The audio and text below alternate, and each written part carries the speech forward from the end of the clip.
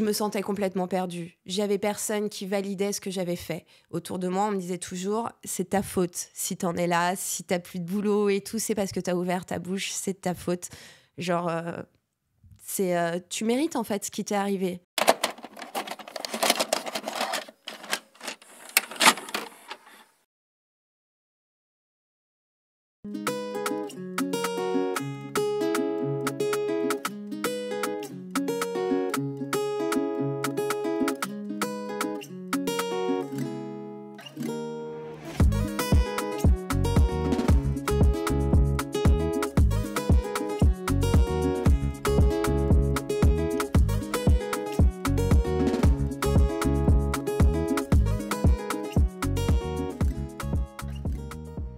Hello à tous! Salut la famille! Salut! Bienvenue sur le podcast C'est comment? C'est comment? Qu'est-ce que c'est? Vous connaissez la chanson, c'est ton nouveau podcast. Rendez-vous tous les dimanches à 18h avec un nouvel invité, un nouveau sujet. On évoque le ressenti, très important. On laisse de côté les faits, on n'en a pas besoin, ou du moins pas trop. Et voilà. Et comme d'habitude, vous pouvez retrouver ce format sur toutes les plateformes de streaming. Apple Podcasts, Deezer, Spotify, SoundCloud, toutes les autres, vous allez où vous voulez. On est partout, on est aussi sur les réseaux sociaux. Instagram, YouTube, TikTok, c'est comment le podcast, donc allez vous abonner, donnez-nous de la force, ça nous fait hyper plaisir et on en a vraiment besoin pour continuer à vous proposer des vidéos de qualité. Merci de m'accompagner, Adrien. Je voulais le dire aujourd'hui. Merci de m'accompagner, d'être toujours avec moi. C'est toujours un honneur d'être ton premier ministre, ton copilote. J'adore. Je suis ton tac, tu es mon tic, voilà, tic et tac. Tic et tac, let's go! Pour ce nouvel épisode, on reçoit un invité de marque, Férouz. Hello! Coucou! Salut Férouz! Hello! Tu vas bien? Ça va et vous? Oui, merci. Toujours. C'est toujours un plaisir de vous recevoir. Et Merci, encore plus de te recevoir aujourd'hui, donc de bonne humeur. Tout Merci à fait. de m'accueillir. De te recevoir au micro de C'est comment. On avait pensé à toi depuis le début, donc ça a pris un petit peu de temps. On a pu échanger. Comme vous le savez, on fait des pré-entretiens où on mange bien. Des super lasagnes. Des super lasagnes. Et ensuite, donc aujourd'hui, on fait ton épisode de C'est comment. Donc bienvenue et merci d'avoir accepté l'invitation. Eh ben, merci de m'avoir invitée et merci pour cette opportunité de partager un peu mon ressenti de mes presque 40 ans de vie. Allez, let's go, on y va. Alors, d'habitude, je fais toujours un petit récapitulatif des faits, comme vous le savez, afin de contextualiser le propos. Donc, Férouz, toi, à l'âge de 20 ans, à peu près, tu tombes enceinte de ta fille, qui aujourd'hui a 19 ans. Et malheureusement, le papa te laisse tomber. Voilà, moi j'ai envie de le dire. C'est ça. On peut utiliser les mots. Exactement. Il te laisse tomber. À ce moment-là, tu te retrouves dans une situation, tu es en foyer, etc. Tu te bats pour avoir le poste que tu as toujours voulu, à savoir hôtesse de l'air. Tu intègres une compagnie aérienne. Tout se passe bien dans les premières semaines et très vite, ça dégringole. Tu fais face à du harcèlement sexuel d'abord, ensuite à du harcèlement moral parce que tu as voulu leur faire face, leur faire front. Tu te fais licencier. Pour insubordination, parce que j'ai dénoncé le harcèlement sexuel, les abus de pouvoir et le harcèlement moral, même si c'était illégal de me licencier pour ça et ils m'ont licencié pour insubordination. Donc tu te fais licencier et là c'est un peu une descente aux enfers puisque même si auparavant tu avais vécu une expérience déjà très compliquée de par la naissance de ta fille seule, là tu te retrouves de nouveau seule, sans emploi, sans situation. Donc matériellement c'est compliqué, ça prend des années, tu touches le fond. Je veux utiliser cette expression vraiment. Non, vraiment, je pense que... Voilà. On peut le dire. Il n'y a plus que mon corps à un moment qui était vivant. Moi, j'étais morte. C'est ça. Il n'y avait plus rien. Donc tu touches le fond et quelques années après, heureusement, il y a une reconstruction qui se fait. Tu retrouves un emploi et tu te reconstruis. Et aujourd'hui, tu as un appartement, tu as un nouvel emploi et ça fait 19 ans que tu élèves ta fille toute seule. Et pour ça, j'ai envie de dire bravo. Vraiment, c'est hyper courageux. Et la question qu'on s'est posée avec Adrien, je te cache pas, quand on a fait ton pré-entretien, c'était elle a eu 12 vies en une vie. Ouais. On est d'accord. Vraiment. C'est vraiment ce qu'on s'est dit. Exactement ça. Et c'était des hauts et des bas, des hauts et des bas, des hauts et des bas. Et on s'est dit, sur quoi est-ce qu'on va partir pour parler de Férouz ? Parce qu'on peut parler de plein de choses. On aurait pu parler du fait d'avoir été mère seule, d'avoir perdu son emploi, etc. Et en fait, on a vu quelque chose qui était le dénominateur commun de toutes ces histoires que tu as vécues. C'est que tu as fait face à une grande solitude. Et donc, la question qu'on te pose aujourd'hui, Férouz, c'est comment de se construire seule, tout simplement, dans la vie. Comment est-ce qu'on se construit seul quand, en fait, la solitude est là, le pilier de notre vie et limite le seul pilier, j'exclus ta fille bien évidemment, mais le seul pilier de ta vie. Donc c'est aujourd'hui, on va parler de ça, de ce rapport à la solitude, à la construction en tant que femme bien évidemment, mais ça recouvre, je crois, toute ta vie. Vraiment. On va y venir après. Moi, j'aimerais commencer avec la première question qui est qu'est-ce que tu ressens quand tu perds ton emploi ? C'est plusieurs années de travail, plusieurs années à rêver d'obtenir ce poste. Tu l'obtiens. Il se passe ce qu'il se passe, tu perds l'emploi. Qu'est-ce que tu ressens au moment où on te dit c'est terminé ? Au début, vraiment, j'y crois pas. Je me dis que c'est pas possible, que le patron même va me reprendre parce que c'est pas juste tout ça. Bon, ça dure pas longtemps, ça. Hein. C'est les premiers temps. Et après, je me dis que je vais aller au prud'homme, que tu vas aller au prud'homme, que tu vas les dénoncer. Que je vais aller au prud'homme, que je vais me battre contre eux, que je vais... Et puis on m'explique qu'en fait, je peux aller au prud'homme, je vais gagner de l'argent, je vais gagner entre 50 000 et 80 000 euros à peu près, mais qu'ils ne seront pas condamnés pour le harcèlement sexuel, pour le harcèlement moral, ce sera juste pour un licenciement abusif. Et j'ai un gros problème avec ça, parce que j'ai besoin que l'argent, je m'en fiche. J'ai besoin qu'on me dise que ce qu'on m'a fait, c'était pas juste. Que c'était une profonde injustice et qu'on n'a pas à vivre comme ça. Et puis, je reste au chômage. C'est un peu le limbo. Il n'y a pas trop de... Et je me dis, c'est pas grave, je laisse un peu tomber... Je laisse tomber... le juridique, tout ça, et je me dis je vais redevenir hôtesse de l'air parce qu'il n'y a pas de raison. Tu t'y accroches en fait, finalement. Donc tu avais un sentiment d'espoir, quand même. À ce moment-là, j'étais encore dans l'espoir. Donc je me disais, attends, mais j'ai mon dossier, il n'y a pas de raison, quoi. Donc j'ai postulé dans toutes les compagnies aériennes. Et là, zéro réponse, même pas des noms, pas de sélection et tout. J'ai un copain qui a été licencié entre-temps pour des trucs pas cool non plus et qui rentre dans une compagnie aérienne et qui essaie de me faire rentrer dedans. Mais ça marche pas. Ça marche pas. Et là, il me dit, mais t'es sur liste noire, quoi. Genre, t'es blacklisté, c'est pas possible. Genre, moi, oui, on m'a licencié pour ça, mais toi, côté harcèlement sexuel et tout ça, c'est pas possible. Alors, je me dis, je vais payer une formation parce que dans une formation... on pouvait me présenter aux sélections, par exemple, directement. Donc, j'ai fait une formation en anglais pour passer le TOEIC alors que j'étais bilingue. J'ai payé 800 € pour être présentée à des sélections. Et là, on m'a vraiment dit, c'est mort. C'est mort. Donc là, j'ai sombré. Si tu devais donner 3 adjectifs pour qualifier le ressenti que tu as eu, ou 3 noms, quels seraient-ils ? Le désespoir, la sensation en fait que tout ce que j'avais fait n'avait servi à rien, qu'on avait d'un claquement de doigts toutes les années de travail que j'avais fait, tout mon espoir, tous les matins où j'ai déposé ma fille à 7h à la crèche et que je l'ai récupérée après à 7h le soir, tout ça en fait ça n'existait plus. Et ça a été hyper compliqué à gérer. Et l'autre chose vraiment qui a été... pareil, j'ai pas trop de définition pour ça. C'est en fait ce sentiment que tout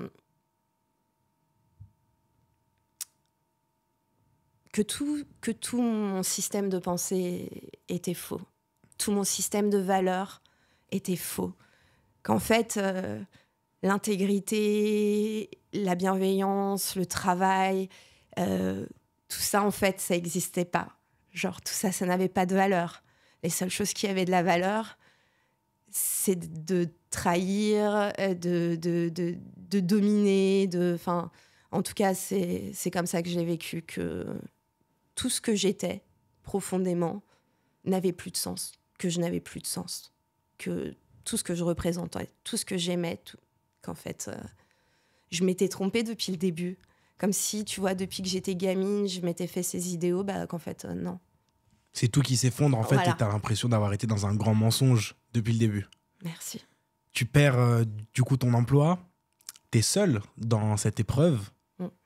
Tu nous as dit qu'il n'y avait pas forcément des gens qui ont été là pour toi. Les années passent, tu dois te remettre de ce qui s'est passé avec cette solitude. Est-ce qu'on s'y habitue au bout d'un moment et est-ce qu'on finit même par l'embrasser, cette solitude, ou t'es dans un rejet total, même encore aujourd'hui? Ou est-ce qu'avec le temps, la solitude, c'est devenu ton ami où tu te dis, c'est ma force, seul, je suis encore plus fort? Ouais. Mais vraiment, mais ça, je pense que c'est venu depuis que je suis toute petite. Ça, je viens d'une famille où, malheureusement, j'étais pas très aimée. Alors, j'ai un petit frère avec qui ça se passe très, très bien, mais il est né quand j'avais 6 ans et demi. Et même après, j'ai beaucoup été toute seule petite. Donc, j'avais mes amis imaginaires, entre guillemets, mes livres, ma musique et tout ça. Et ça m'a permis, depuis petite, tu vois, de pouvoir passer des heures et des heures seule. Et j'apprécie être seule, en fait. J'apprécie... Ouais, les gens me disent, tu dois être un peu triste et tout comme ça, parce que c'est vrai que j'ai passé la majorité de ma vie seule. Mais non, moi, je suis bien, quoi. Je suis assez apaisée. Ça me convient. C'est une partie de toi, aujourd'hui. Ça fait... Ouais, c'est vraiment... c'est moi, quoi. J'ai jamais vécu avec quelqu'un, à part ma fille. On va en revenir de toute façon de ça. Sur la solitude ? Sur la solitude, sur vivre avec un homme ou pas vivre avec un homme, mais bon. Tout à fait. Je te laisse reprendre la main pour la suite. Oui, exactement, mais j'ai d'abord envie de rebondir sur le fait que c'est très beau, je trouve, ce qu'elle dit, parce que on est, je trouve, dans une société où on a tendance à pointer du doigt les gens qui sont solitaires, à dire que si t'es seul, t'es pas heureux. Si t'es seul, t'es faible. Si t'es seul, merci, t'es faible, exactement. Et je trouve que Férouz et d'autres personnes d'ailleurs, qui ont un côté très solitaire ou un peu moins, en tout cas, sont aussi la preuve que la solitude, ça peut vraiment être juste mon allié. Ouais. Et j'adore énormément ce que tu dis. Donc, merci beaucoup. Et d'ailleurs, j'ai envie de rebondir. J'ai du mal à m'exprimer aujourd'hui. C'est un truc de fou. Je te regarde depuis tout à l'heure. Je me dis, il faut arrêter le whisky, hein, madame. C'est bon, on a le petit punch. Vous croyez qu'il y a quoi dans ces tasses? Eh ben, on vous dira pas, on vous laisse deviner. Si vous saviez. Petit coup de rhum et ça repart. Je reprends. J'avais envie de rebondir par rapport à ce que tu disais quand tu disais mes livres, ma musique. C'est ce qui m'a aidée quand j'étais seule. Et du coup, ma question, en fait, était qu'est-ce qui nous aide quand on est seul? À quoi on se rattache quand on est seul pour pouvoir justement... je vais pas dire combattre cette solitude, mais danser avec cette solitude. L'inspiration m'a beaucoup aidée. Les livres, la musique, comme je le répétais. Et le fait, par exemple, je me sentais complètement perdue. J'avais personne qui validait ce que j'avais fait. Autour de moi, on me disait toujours, c'est ta faute. Si t'en es là, si t'as plus de boulot et tout, c'est parce que t'as ouvert ta bouche, c'est de ta faute. Genre, tu mérites en fait ce qui t'est arrivé. Dans l'art, j'ai eu des personnes en face de moi qui m'ont validée, qui ont validé mon combat, qui ont validé... grâce à des choses qui semblent des fois débiles, toutes simples, mais genre un poème, une chanson, ça m'a aidée quand vraiment je me sentais vraiment très très seule et que j'avais l'impression que j'avais personne qui me comprenait et que j'avais personne qui m'aimait et personne ne me respectait aussi. De ce que je comprends, pour récapituler, c'est l'art. Ouais. C'est l'art qui t'a aidé. Ouais. C'est l'art qui t'a aidé à, que ce soit dans les poèmes, que ce soit dans les musiques, que ce soit peut-être dans les films, dans les livres, qui t'a aidé à trouver une voie qu'on ne te donnait pas ou qu'on t'avait retirée. Exact. Et donc, c'est vraiment ce que je comprends. Merci Cassandra, parce que c'est exactement ça. Tu as réussi à... Elle est trop forte. Elle est trop forte. Vous croyez que c'est moi qui suis au milieu de ces comment. C'est ça. Non, mais parce que tu vois, c'est vrai que pour le coup, non, mais vraiment... T'es tellement douée pour tout ça, parce que c'est pas facile de parler de tout ça aussi, parce que souvent les gens ils se moquent de moi un peu, genre elle est con, elle est là, elle est fan de Taylor Swift et tout, Mais pour moi, par exemple, Taylor Swift, ça a été tellement plus que de la musique. Oui, déjà, ça a été de la musique. C'est un lien que j'ai eu avec ma fille où, quand j'étais en dépression, que ça allait vraiment mal, quand on mettait de la musique, on arrivait à faire des dance parties. Donc, ça a commencé pour ça. Après, elle a eu un procès pour agression sexuelle au moment où moi, justement, c'était l'année où je ne pouvais plus porter plainte. Parce que c'est 5 ans. C'est 5 ans et je ne pensais pas que j'allais avoir un problème avec ça, mais j'ai eu un gros problème avec ça. J'ai complètement sombré. Je pensais que j'avais touché le fond, mais en vrai, je n'avais pas touché le fond. Oui, tu nous l'avais dit d'ailleurs en pré-entretien que le moment où tu t'es rendu compte que tu ne pouvais plus porter plainte par rapport à tes agresseurs, du coup, a été vraiment un moment très... j'allais dire charnel. Une époque charnière. Charnière. Heureusement que je suis là, vous voyez. C'est pour ça que je suis sur la droite. Voilà, non, mais c'est aussi pour ça. Copilote. Les deux, c'est la bonne team. Hein. C'est aussi pour ça que j'ai mon frère. En tout cas, c'était vraiment un moment très important de ta vie parce que c'est aussi là où tu t'es rendu compte que c'était fini. Ça y est. Ouais. Et que, donc voilà, à savoir qu'il y a 5 ans c'est ça. de délai. C'est pas le terme juridique, mais vous m'avez compris. Après, c'est prescrit. Voilà. C'est prescrit. Ouais. Et tu vois, vous voyez, de voir cet artiste qui porte plainte et qui s'en prend plein la figure, mais exactement comme moi, tout ce qu'on lui a balancé dans la presse, etc., mais c'est les trucs que moi, on m'a dit. Et ça m'a redonné un peu de dignité. Ça m'a redonné un peu de dignité. Alors, c'est con, je la connais pas et tout, mais le fait qu'elle ait fait ça, ça a redonné de la dignité à plein de personnes.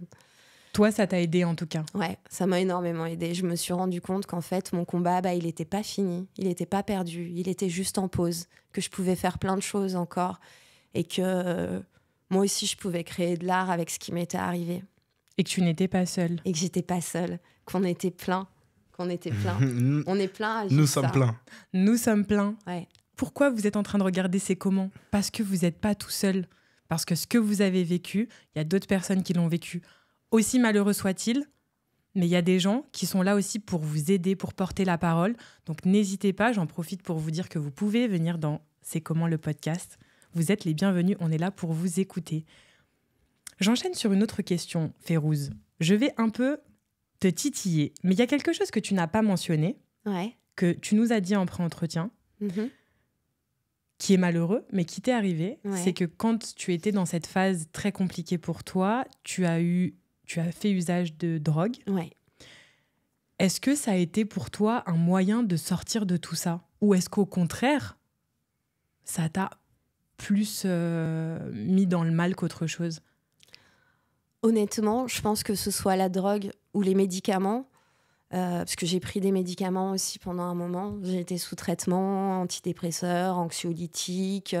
Et pour moi, la drogue, c'est la même chose. Enfin, c'est des choses qui... Moi, ça m'a aidé à survivre. Je pense que je ne serais pas là si je n'avais pas eu ces béquilles. Alors, je conseille à personne de prendre de la drogue ou quoi que ce soit. Mais je sais que moi, je suis arrivée j'étais à un moment où j'étais en souffrance tellement constante. C'est-à-dire que ma souffrance mentale, c'est devenu de la souffrance physique.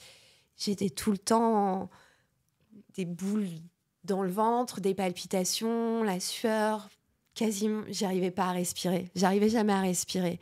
Et d'avoir des petites pilules à prendre ou des trucs à fumer, ou etc., ça m'a aidé à tenir le coup, ça m'a aidé à aller travailler, ça m'a aidé à tenir le coup, à survivre.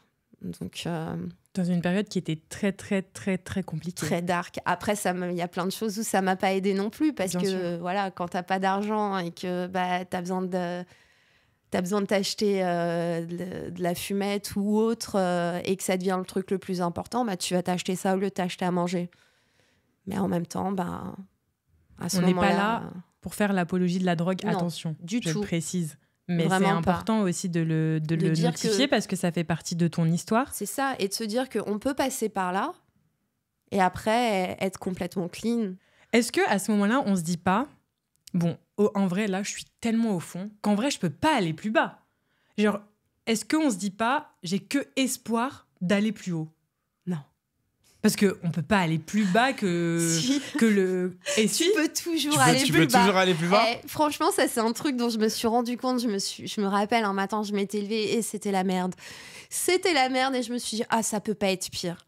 2 heures après, c'était 100 fois pire. Et ça peut toujours être pire, en fait. Et même quand, par exemple, t'as pas de maison, tu sais pas où aller et tout, ou t'es en sous-loc, tiens, du jour au lendemain, t'es dehors. Mais ça peut toujours être pire, en fait. Tout peut toujours être pire. Et ça, c'est un truc où, quand t'es vraiment dans le mal, j'ai eu des moments, moi qui suis quand même assez optimiste, limite même un peu stupide dans mon optimisme.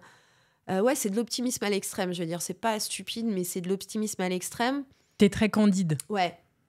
Dans ces moments-là, j'étais en mode non, mais non. En fait, il n'y a rien de bien qui va se passer là. C'est impossible que ça aille mieux. Et la seule chose que j'ai à faire, en vrai, c'est d'attendre le moment où j'ai le courage de tout arrêter, quoi. Vraiment. Ouais, j'avais pas d'espoir que ça aille mieux. J'avais pas l'espoir. C'était juste tout noir, quoi. Et c'était en mode, plus je suis là, plus je fais du mal à ma fille, en fait, en étant là. Et t'en arrives à ce moment de te dire... En vrai, ce serait mieux que je sois pas là pour elle, hein, parce que qu'est-ce que je lui fais là ? Qu'est-ce qu'elle me voit devenir ? Quand tu dis ne pas être là, c'est mettre fin à tes jours. Ouais. En fait, malgré ton côté candide, tu réalises à ce moment-là de ta vie, quand tu as plein d'épreuves, qu'on peut toujours aller plus bas. Ouais. Et c'est marrant parce que du coup, vous parlez de ça et ça me donne une transition qui est juste parfaite avec ma prochaine question. On peut toujours aller plus bas, mais moi, je dirais jusqu'à un point. Et ce point-là, pour moi, il est clair et évident, c'est la mort. Ouais. Tu nous as dit que tu as eu des pensées suicidaires pendant cette période sombre de ta vie. Qu'est-ce qui t'a retenu de ne pas passer à l'acte ? Puisque tu dis qu'on peut toujours aller plus bas. Mais pour moi, le dernier step, c'est la mort. Tu ne peux pas aller plus au fond que la mort, puisque la mort, c'est la fin de ton existence. La fin de tous les possibles. Qu'est-ce qui, toi, t'a retenu de ne pas te passer à l'acte ? Qu'est-ce qui fait que tu te dis, j'ai envie de me suicider ? On le bipera au montage d'ailleurs, parce que voilà, c'est un sujet qui est assez sensible. Et je tiens vraiment à prendre des pincettes quand j'évoque ce sujet-là. Mais en tout cas, voilà, qu'est-ce qui, toi, t'a retenu de ne pas le faire ? Je pense que c'est plusieurs choses, en vrai. Je me suis retrouvée plusieurs fois et puis je me disais, c'est peut-être pas le bon moment. Et puis après, finalement, en vrai, non, c'était ma fille. Parce que c'est hyper contradictoire parce que c'est le fait que j'étais devenue une mauvaise mère de mon point de vue qui faisait que j'avais envie vraiment de mourir. Oui, le travail et tout ça, c'était une catastrophe et ça m'a emmenée dans cette situation-là. Mais vraiment, ce qui m'a amenée à me dire je veux plus vivre, je voulais plus que ma fille, elle me voie comme ça. Et contradictoirement, c'est aussi ça qui a fait que je me suis pas suicidée, que je suis pas morte. C'est ma fille. Je voulais pas que ma fille, elle me trouve. Je voulais pas l'abandonner. Je voulais pas qu'elle termine juste avec mes parents. Je voulais pas... Donc c'est contradictoire, quoi. Mais ouais, c'est ma fille. C'est ma fille encore et toujours. Et c'est Léa, quoi. Oui, j'allais dire, on peut la nommer. Léa, 19 ans. Un gros big up à Léa. Ouais. Yeah, voilà. 19 ans que tu t'en occupes seule. Ouais. Et donc, ça me permet de rebondir sur une question. Tu n'as jamais eu de partenaire ? Non. Tu l'as toujours élevée seule, et même sans parler d'éducation de ta fille, si tu avais voulu, toi, t'en occuper toute seule, en tout cas, tu n'as jamais eu de partenaire à tes côtés. Est-ce que tu penses si tu avais eu un partenaire, est-ce que tu penses que ça aurait changé quelque chose ? Parce que on le voit, et d'ailleurs en plus beaucoup dans les réseaux sociaux actuellement, c'est qu'un partenaire, ça peut aussi bien te pousser très très loin.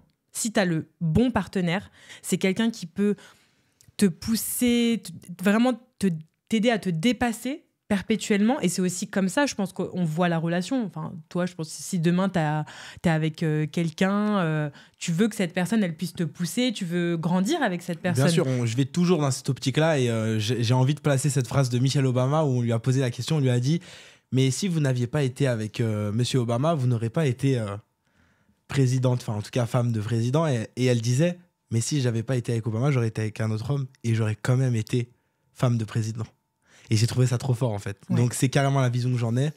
Pour moi, en fait, une relation, ça doit aller vers le haut. C'est ça. Sinon, autant rester seul et embrasser la solitude comme toi, tu le fais très bien. Tout à fait. Mais du coup, toi, tu n'as pas eu cette personne à tes côtés. Est-ce que tu penses que peut-être une personne qui aurait pu être avec toi et qui t'aurait peut-être tiré vers le haut Est-ce que tu penses que ça aurait changé la donne de ton histoire ? Ouais, je pense que tout aurait été tellement différent. Dans tout, même dans mon combat, quand j'étais dans la compagnie aérienne, si j'avais eu un compagnon à ce moment-là qui m'aurait conseillé, qui aurait fait un plan de bataille avec moi et tout, ça aurait été tout aurait été différent. Parce que là, c'est moi toute seule et moi toute seule, quoi. Donc, ouais, je pense que ça aurait pu être cool, mais je suis vraiment ravie, satisfaite de ma vie. Là, maintenant, tout de suite, franchement, j'y changerais rien. T'es en phase avec ça, et en fait, comme tu me le disais avant, t'embrasses totalement ta solitude. Vraiment. C'est OK, et la vie ne t'a pas donné ce partenaire-là, mais c'est pas grave. C'est ça. Elle m'a donné tellement d'autres choses. Elle t'a donné d'autres choses, et c'est la Férouz que t'es aujourd'hui. Vraiment. Ce que j'admire beaucoup, moi, chez toi, c'est je trouve que t'as une énorme force. Je trouve que tu t'es remise de tout ce que t'avais vécu, que tu t'es battue jusqu'au bout. Est-ce que quand on vit tout ça, on se dit qu'en fait, plus rien peut nous abattre? Est-ce que tu penses qu'aujourd'hui, tu pourrais affronter des épreuves difficiles et les surmonter? Parce que finalement, tu reviens des enfers. Donc, qu'est-ce qui peut t'abattre aujourd'hui? Quand on touche le fond, qu'est-ce qui peut nous faire peur? On est allé au fin fond de l'océan. C'est pas des petits poissons qui vont nous effrayer. Tu vois? En fait, est-ce que finalement, on n'en ressort pas super fort? Est-ce que t'es pas super forte? Est-ce que t'es pas une femme puissante, en fait? Ouais, je suis une femme puissante, ouais. Carrément, je suis une femme hyper puissante. Les gens, ils me voient comme une petite fragile et tout, mais non. Mais toi, tu sais qui t'es. Moi, je sais qui je suis et ouais, je suis forte, je suis puissante. Après, on peut tous être abattus par plein de choses, mais là, maintenant, aujourd'hui, c'est vrai quand il peut tout m'arriver, genre je me dis, je peux perdre mon boulot, je peux perdre... C'est pas grave, ça ira. Je trouverai autre chose et ça ira et... Je sais maintenant que je suis... Enfin, j'ai toujours su en même temps que j'étais capable de faire des choses et de surmonter. Depuis que je suis petite, j'ai cette conviction en moi que je suis pas là par hasard et que voilà. Bravo. Bravo. J'adore. C'était un peu too much, mais oui, non, c'était sincère. Mais c'est sincère, exactement, on l'a senti. Hein. Complètement. Et j'adore le fait que quand on te dit que t'es une femme puissante, alors, gros big up à Léa Salamé, bien évidemment, que je citerai... Bienvenue dans le podcast. Hein. Que je citerai dans d'autres podcasts, mais ça fait totalement écho, parce que j'ai écouté ces podcasts et je suis en train de lire ses livres. Et la plupart du temps, quand elle pose la question aux femmes qu'elle interviewe, « Est-ce que vous êtes une femme puissante ?» La plupart ont du mal à répondre « oui ». Et là, on a une femme qui nous répond clairement « oui ». Je suis forte. Les gars. Ouais, je suis puissante, en fait. Tu m'aurais demandé... quoi C'est ça, mais tu m'aurais demandé ça il y a 5 ans, je t'aurais dit non, je suis trop pas puissante. Ouais, il m'est arrivé plein de trucs dans ma vie. J'ai survécu, mais je suis pas puissante. Non, maintenant, je vais dire yes, I'm a survivor, but I'm a fucking warrior. J'adore. Voilà. J'adore. C'est ça. Et du coup... quand on est une fucking warrior, yes, a survivor, yes, on n'a pas peur de l'avenir? Non. On est sereine? Là, je suis sereine. Là, je suis sereine parce que je sais ce que je veux faire. Je sais que je veux terminer. Je veux terminer mon combat. Je veux terminer. Je suis en train d'écrire un livre sur mon histoire, sur la période où j'ai été hôtesse de l'air. Et là, c'est mon objectif. Et le reste, après, tu vois, ma fille est grande. J'ai pas peur. L'avenir, c'est cool, quoi. L'avenir, il me fait pas peur. Là, je suis en mode, allez, on y va. J'ai hâte de voir, quoi. T'es prête à en découdre s'il faut. Ouais, je suis prête, je suis forte. J'ai pris le temps. J'ai pris le temps de réfléchir, de savoir ce que je voulais dire, je veux faire évoluer les choses. Je veux que la société, elle change profondément. Et c'était ça aussi au départ, quand j'étais hôtesse de l'air. Je voulais que ma fille, elle n'ait pas à vivre dans une société comme ça. Je voulais que ma fille, elle n'ait pas peur au travail. Je voulais pas qu'on la touche. Je voulais pas qu'on la traite d'une certaine manière parce que c'est une femme. Et là, avec la société qui évolue, c'est les nouvelles générations et tout. Je sens que mon livre peut avoir un impact. Donc, t'es puissante. Ouais. Tu n'as pas peur? Non. Mais est-ce que t'es heureuse dans ta vie aujourd'hui? Ouais. Vraiment? Ouais, je suis à un moment un peu bittersweet, quoi, parce que ma fille est grande. Mais non, je suis hyper heureuse. Ma fille est grande, ouais, elle est à l'école. Elle construit sa vie, c'est hyper excitant. Et c'est assez incroyable de la voir évoluer et devenir la femme qu'elle est en train de devenir. Et genre, je suis hyper fière d'elle et j'ai hâte de la voir grandir encore. Tu peux lui dire ? Ouais, j'ai hâte de voir tout ce que tu vas faire dans ta vie. Et bravo, ma fille, je suis fière d'être ta maman. C'est beau, c'est très très beau. Un gros big up à Léa, un gros bisou, on t'embrasse. Ouais, carrément. Écoute, on va continuer en ce sens. Donc tu es forte, tu n'as pas peur, tu es heureuse et tu es fière de ta fille. Ouais. Mais est-ce que tu as un grand regret dans ta vie ? C'est une question très DVG, j'adore les questions comme ça. Tu me connais, de toute façon, tu sais. Oui, moi j'adore poser des questions comme ça. Mais moi, je te connais. Mais les gens ne te connaissent pas. Hein. Mais moi, je commence à les connaître quand même un petit peu. J'espère que ça vous plaît, en tout cas, mes questions. Moi, j'aime bien. Moi, je valide la question. Oui,